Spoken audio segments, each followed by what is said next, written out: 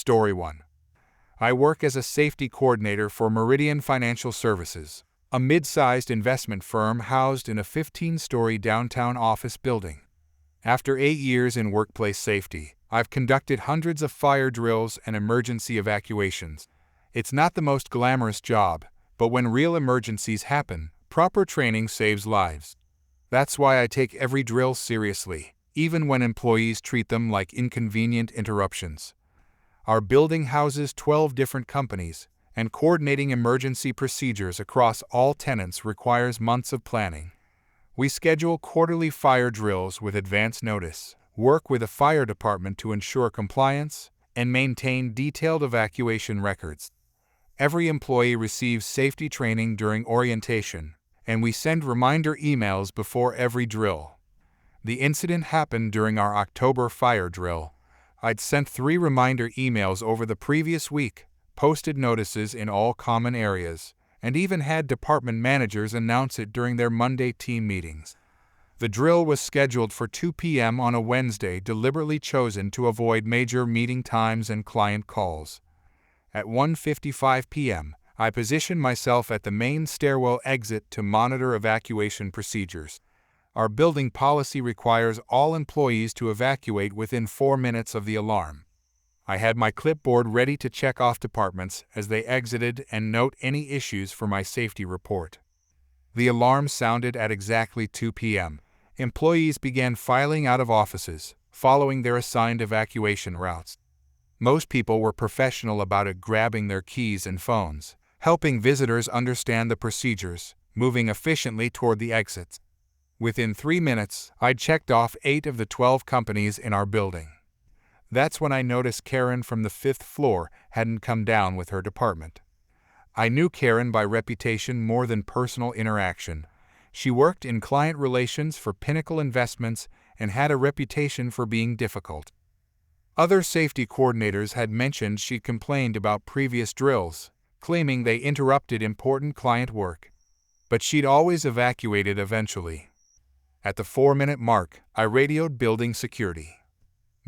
We're missing one person from Pinnacle Investments, 5th floor. Karen from client relations. Security, copy that. Should I send someone up to check? Let's give it another minute. Sometimes people get delayed helping visitors or securing sensitive documents. By minute 6, I was getting concerned. Building policy requires us to account for every employee before giving the all-clear. I radioed the fire department liaison who was monitoring from the parking lot. Fire captain, we need that building cleared before we can conclude the drill. If someone's unaccounted for, we need to send a team up. Understood. I'm heading up to locate the missing employee. I took the elevator back up to the 5th floor, which should have been completely empty. The Pinnacle Investments office was dark, except for one conference room at the far end of the hallway. I could hear someone talking inside. I knocked on the conference room door. Fire drill is in progress. You need to evacuate immediately. Karen, I'm on an important client call. This will just take a few more minutes. Ma'am, this is a mandatory evacuation. All employees must exit the building during fire drills. Karen, I sent an email to management explaining I couldn't participate today. This call is worth 6 figures to the company. I tried the door handle. It was locked from the inside. You need to end your call and evacuate now. The fire department is waiting for an all clear. Karen, tell them the building is clear. I'm fine. I'm not moving until this call is finished. I radioed down to the fire captain. Located the missing employee. She's locked herself in a conference room on the 5th floor and refuses to evacuate. Fire captain, is she in immediate danger? No, but she's violating mandatory evacuation procedures and preventing us from completing the drill.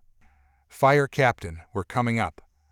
Within minutes, I heard heavy footsteps in the stairwell. 3 firefighters in full gear arrived on the 5th floor, along with building security. Fire captain, ma'am, this is the fire department. You need to exit the building immediately. Karen, go away. I'm on a business call. This is my personal work bubble, and you're violating my privacy. Fire Captain. Ma'am, during a fire drill, this entire building must be evacuated. No exceptions. Karen, I don't care about your drill. I have clients on the line who flew in from Japan. This meeting cannot be rescheduled. Fire Captain, we understand work is important, but safety protocols supersede business meetings. Please unlock the door and exit with us. Karen, I'm not unlocking anything. You have no right to disturb me during business hours. The fire captain looked at building security. Fire Captain, do you have a master key for this room? Security guard, yes, sir. Karen, you cannot enter this room without my permission. This is private corporate space. Fire Captain, ma'am, during emergency procedures, we have the authority to enter any area of the building to ensure occupant safety. The security guard unlocked the door. Karen was sitting at the conference table with her laptop open, still on her video call. She looked absolutely furious.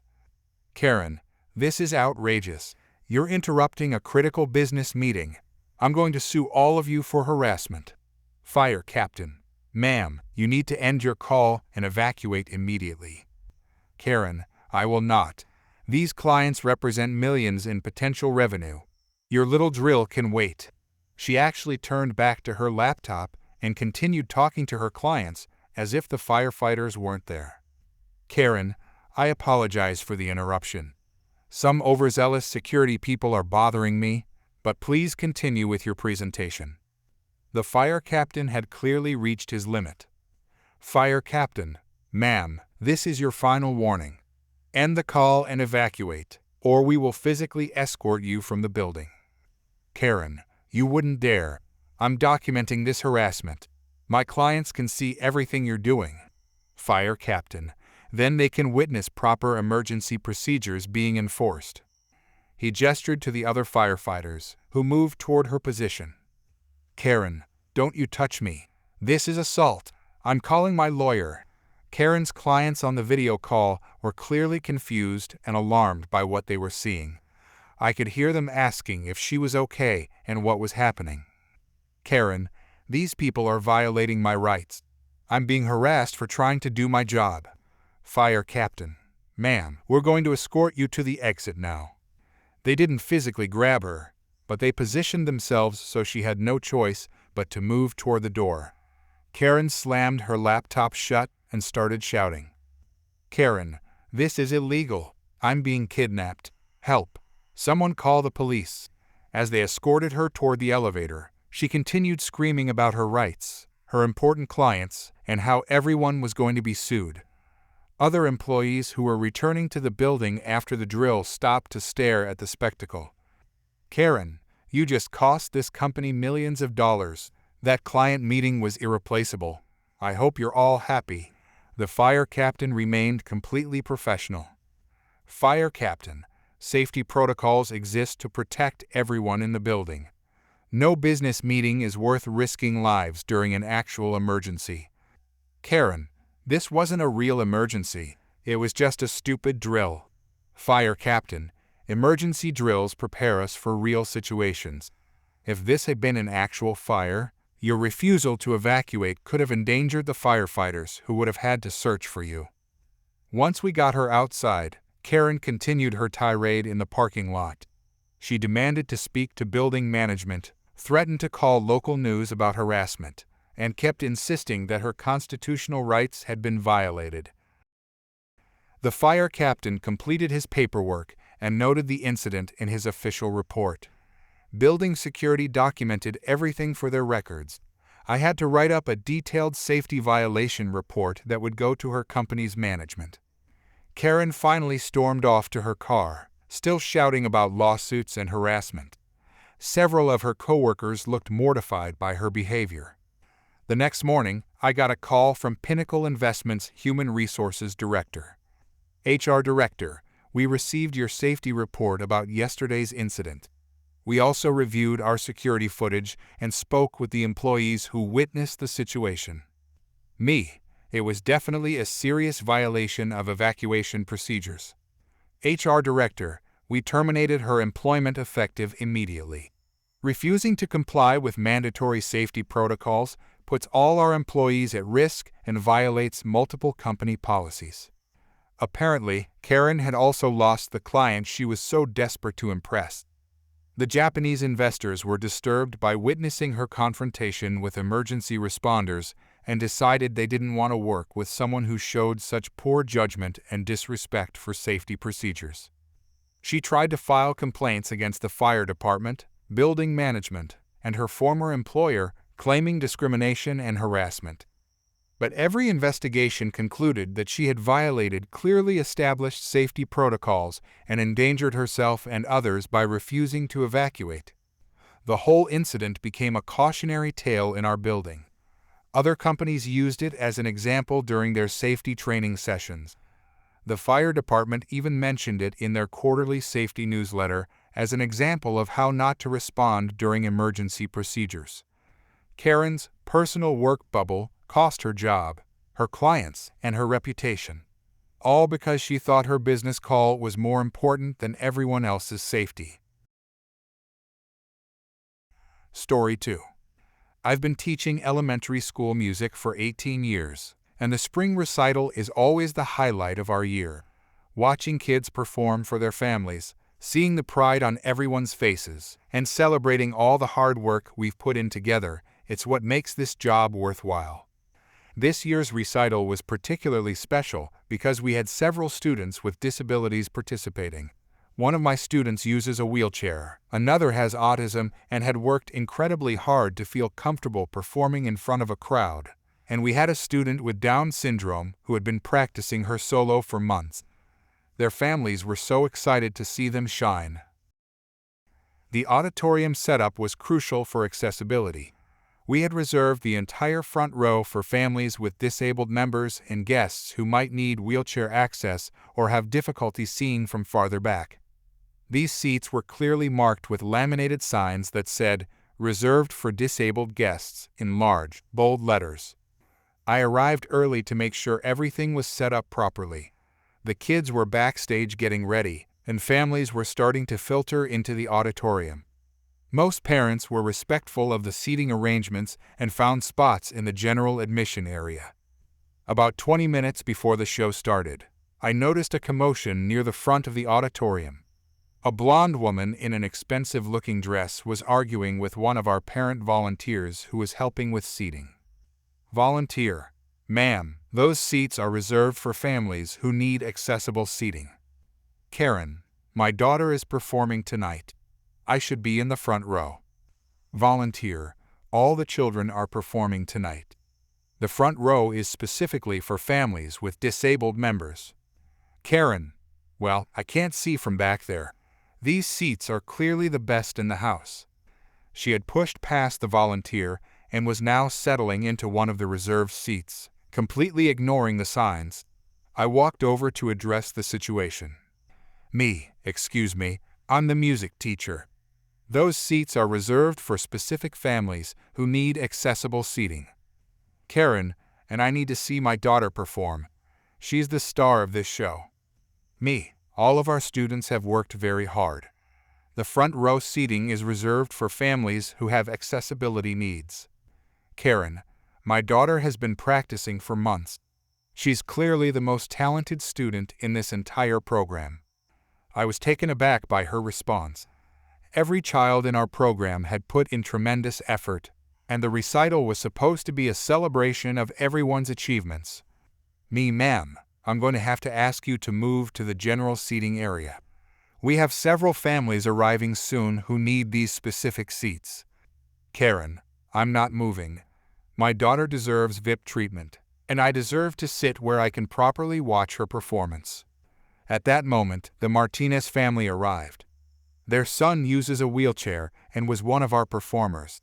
They needed the aisle access and space that the front row provided. "Mrs. Martinez, excuse me, are these the accessible seats?" I nodded and looked pointedly at Karen, hoping she would understand the situation and move voluntarily. Karen: "Find somewhere else to sit. I was here first."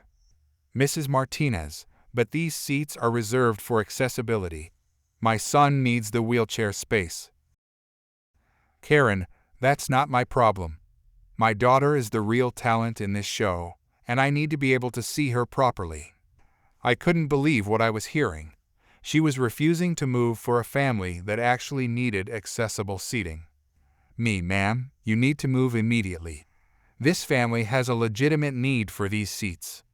Karen, no, my daughter is the only one with real talent in this entire recital. She's been taking private lessons for years, and she's clearly superior to all these other children. Her voice was getting louder, and other families were starting to stare. The Martinez family looked embarrassed and uncomfortable.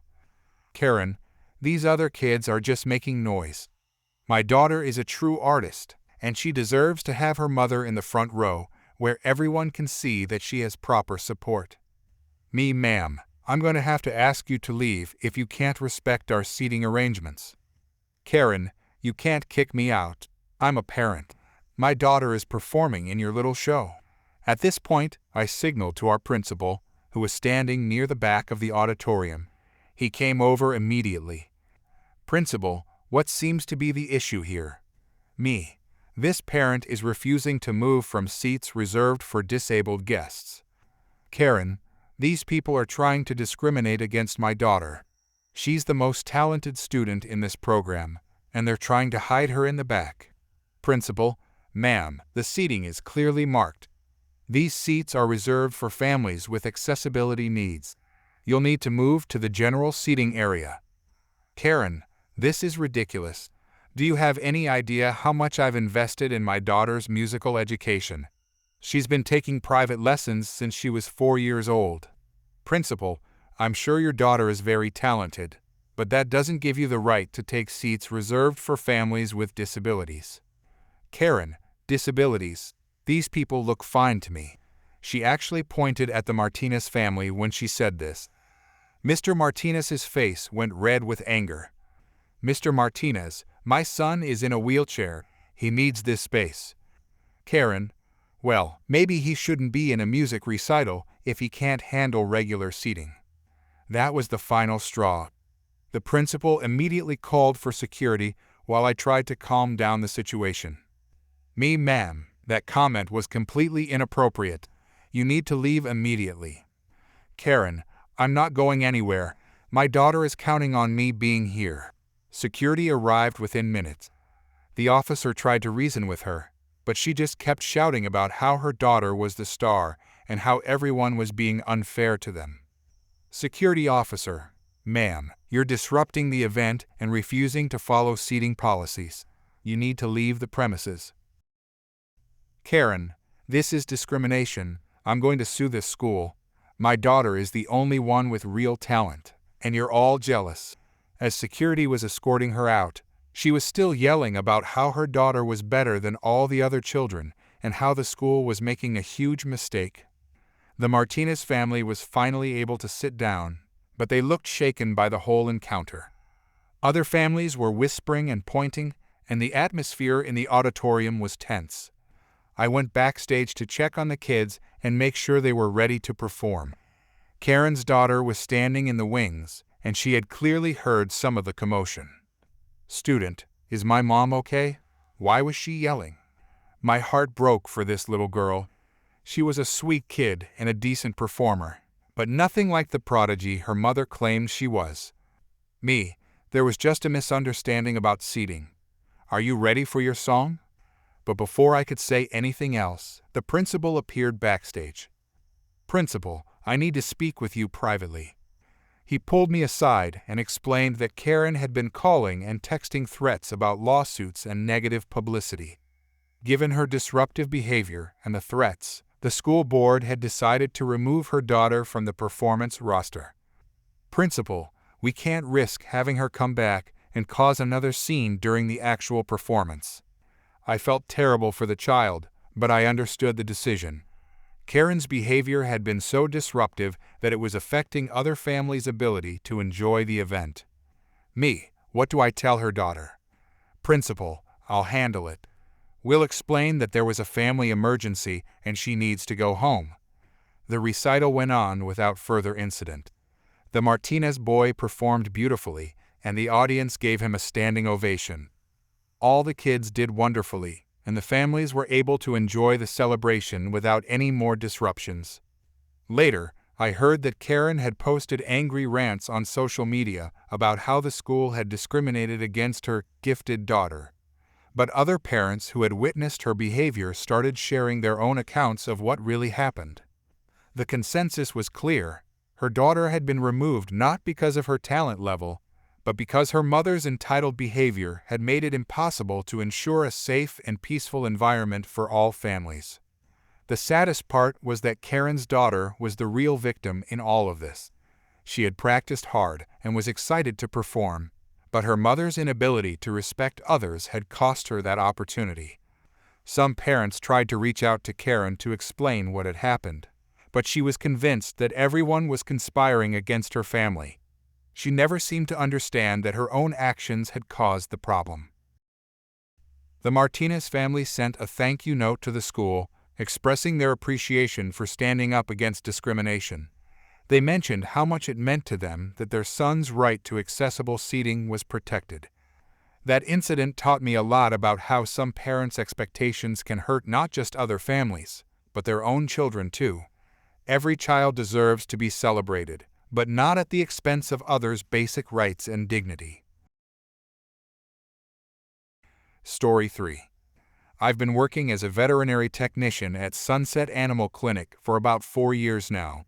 I started here right after finishing my certification program because I've always loved animals and wanted a career where I could help them. The job isn't always easy. Dealing with sick pets and worried owners can be emotionally draining, but most of the time it's really rewarding work. Our clinic is pretty busy. We see everything from routine checkups and vaccinations to emergency surgeries. The staff is small but tight-knit. There's me, another vet tech named Sarah, our receptionist, and 2 veterinarians who own the practice together. We've built up a good reputation in the community over the past 10 years, and most of our clients are really great to work with. That's why what happened last Tuesday was so shocking. In all my years working here, I've never encountered a client quite like this woman. It started as a normal Tuesday morning. I was prepping exam room 2 for the day's appointments when our receptionist came back to let me know that our 10 a.m. appointment had arrived early. Receptionist: the lady with the golden retriever is here for vaccinations. She seems a bit anxious about something. Me: no problem. I'll let the doctor know we can take her a few minutes early if she's ready. I went to the waiting room to call the client back. There was this woman, probably in her 40s, sitting with a beautiful golden retriever. The dog looked healthy and well-groomed, which was a good sign. Me: we're ready for you in exam room 2. She followed me back with her dog, and I could tell she was agitated about something. She kept muttering under her breath and checking her watch. Me: so we're here for routine vaccinations today. Karen: yes, but I need to talk to the doctor about the process. I have some concerns about how you people do things here. That should have been my first red flag, but I just figured she was nervous about her dog getting shots. Some pet owners get really anxious about that stuff. Dr. Martinez came in a few minutes later. She's been practicing for about 15 years and is honestly one of the most competent veterinarians I've ever worked with. She's calm, professional, and really good with both animals and their owners. Dr. Martinez: good morning. I'm Dr. Martinez. What's this handsome boy's name? Karen: his name is Duke, and before we start, I need to explain something. I've done extensive research on pet vaccinations, and I know exactly what he needs and how it should be administered. Dr. Martinez: that's great that you're an informed pet owner. What specific concerns do you have? Karen: I don't have concerns. I have expertise. I've been researching veterinary medicine for over 2 years now. I probably know more about dog health than most of the people working here. I exchanged a quick glance with Dr. Martinez. We get the occasional client who's done a lot of internet research, but this felt different. Dr. Martinez: I appreciate your dedication to your pet's health. Let me just examine Duke first, and then we can discuss his vaccination schedule. She started her routine examination, checking Duke's ears, eyes, listening to his heart, feeling for any abnormalities. The dog was perfectly behaved and seemed healthy. "Karen, you don't need to do all that. I examine him myself every week. He's fine. Just give me the vaccines and I'll administer them." "Dr. Martinez, I'm sorry, but I can't let you administer the vaccines yourself. That's something only licensed veterinary professionals can do." "Karen, that's ridiculous. I've watched dozens of videos online. I know exactly where to inject and at what angle. It's not rocket science." "Ma'am, there are legal and safety reasons why we can't allow that. What if something goes wrong?" "Karen, nothing will go wrong because I know what I'm doing. I've been giving Duke his supplements and medications at home for years." "Dr. Martinez, giving oral medications is very different from administering injections. The vaccines need to be given at specific sites, and we need to monitor for any adverse reactions." "Karen, this is just a money grab. You want to charge me for something I can do myself. I'm not some clueless pet owner who doesn't know anything about animal health." Dr. Martinez stayed completely calm and professional, which I really admired given how aggressive this woman was getting. "Dr. Martinez, I understand your frustration, but our clinic policy exists to protect your pet's safety. I'd be happy to show you exactly what we're doing and explain why each step is important." "Karen, I don't need you to explain anything to me. I probably know more about veterinary medicine than you do. Did you know that most vets over-vaccinate pets because it's profitable?" That's when I knew we had a problem. This woman wasn't just anxious or overly protective, she genuinely believed she knew better than a licensed veterinarian. "Dr. Martinez, I can assure you that our vaccination protocol follows the latest guidelines from veterinary medical associations. We only recommend what's necessary for Duke's health." "Karen, those guidelines are influenced by pharmaceutical companies. I've done my research. I know what's really going on." She was getting more agitated by the minute, and Duke was starting to pick up on her energy. The poor dog was looking back and forth between his owner and us like he knew something was wrong. "Dr. Martinez, I'm going to go ahead and prepare Duke's vaccines. It will just take a few minutes." "Karen, no, I told you I'm doing it myself. Give me the syringes and the vaccines right now." Ma'am, we really can't do that. It's against clinic policy and state regulations." "Karen, I don't care about your policies. This is my dog, and I decide how he gets treated." She stood up and started moving toward the door like she was going to follow Dr. Martinez to the pharmacy area where we keep the vaccines. "Dr. Martinez, please stay in the exam room with your dog. I'll be right back." But Karen ignored her and headed for the door. Dr. Martinez stepped in front of her, blocking her path.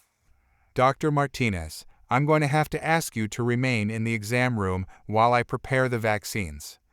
"Karen, you can't keep me locked in here. This is false imprisonment." She tried to push past Dr. Martinez, but the doctor calmly stepped out of the room and closed the door behind her.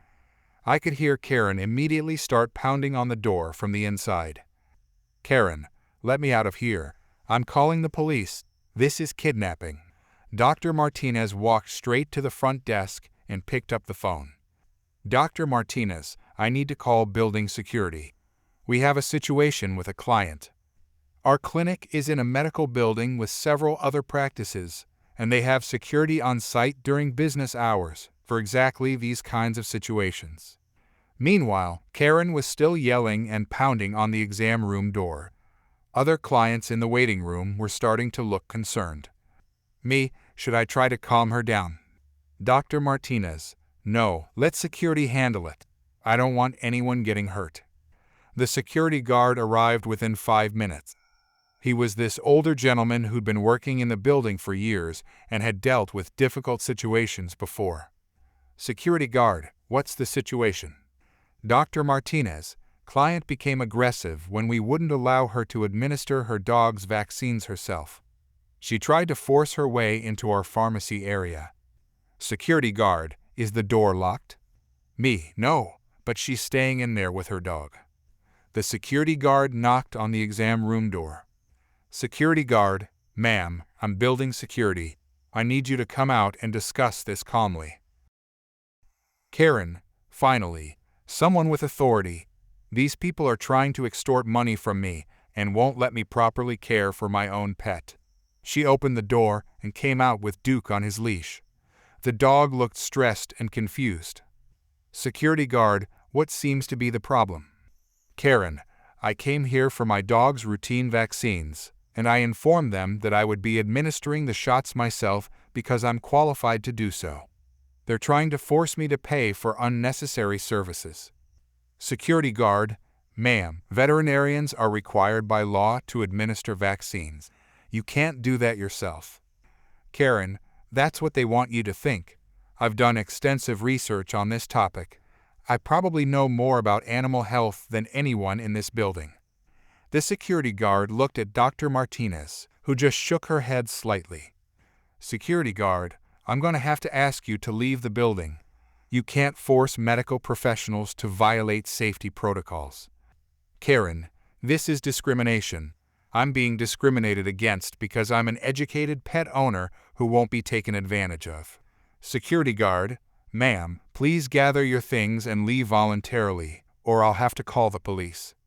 Karen, fine, I'll take my business elsewhere. Somewhere that respects informed pet owners instead of trying to rip them off. She stormed out with Duke, still ranting about how we were all incompetent and greedy. After she left, Dr. Martinez sat down at the front desk and started typing on her computer. Me, what are you doing? Dr. Martinez, filing a report with Animal Control and the State Veterinary Board. That woman is going to end up seriously hurting her dog if she tries to give him vaccines herself. Receptionist, can you actually do that? Dr. Martinez, when we have reason to believe an animal might be in danger due to owner negligence, we're required to report it. Attempting to perform veterinary procedures without a license absolutely qualifies. She spent about 20 minutes documenting everything that had happened and submitting the report online. Dr. Martinez, I'm also adding her to our banned client list. We can't provide proper care for Duke if his owner won't let us do our job. The receptionist updated our computer system to flag the woman's information so she couldn't book future appointments. About an hour later, our phone rang. It was Karen, calling from a different number. Receptionist, Sunset Animal Clinic. How can I help you? Karen, I need to schedule an appointment for my dog Duke. He needs his vaccinations. Receptionist, I'm sorry, but you're no longer welcome at our clinic. I'd suggest contacting another veterinarian in the area. Karen, you can't ban me. I'll sue you for discrimination and abandonment of care. Dr. Martinez took the phone from the receptionist. Dr. Martinez, ma'am, we've documented your refusal to allow proper veterinary care for your pet. We've also reported the situation to the appropriate authorities. I suggest you find another veterinarian who can work with you. Karen, you people are going to regret this. I'm going to report you to everyone. The Better Business Bureau, the State Licensing Board, everyone. Dr. Martinez, you're welcome to file any complaints you feel are appropriate. Have a good day. She hung up, and we didn't hear from Karen again. About 2 weeks later, I was curious about what had happened with the animal control report, so I asked Dr. Martinez if she'd heard anything. Dr. Martinez, actually, yes. Animal Control contacted 3 other veterinary clinics in the area asking about her. Apparently, she's been trying to convince multiple vets to let her administer her own vaccines. One clinic said she brought in syringes she'd bought online and demanded they provide just the vaccine serum. Me, that's insane. What did Animal Control do? Dr. Martinez, they're monitoring the situation. If she actually tries to vaccinate the dog herself and something goes wrong, they'll intervene. For now, Duke is still up to date on his shots from his previous vet, so he's not in immediate danger. The whole situation really stuck with me. I felt bad for Duke, who seemed like a sweet, healthy dog stuck with an owner who thought she knew better than trained professionals. A few months later, Sarah mentioned she'd seen Karen at the pet store trying to buy veterinary supplies. When the staff told her they couldn't sell prescription items to non-veterinarians, she'd apparently caused another scene. Karen and Duke never came back to our clinic, but I still wonder what happened to that poor dog. I just hope she eventually found a veterinarian who could convince her to let them do their job properly.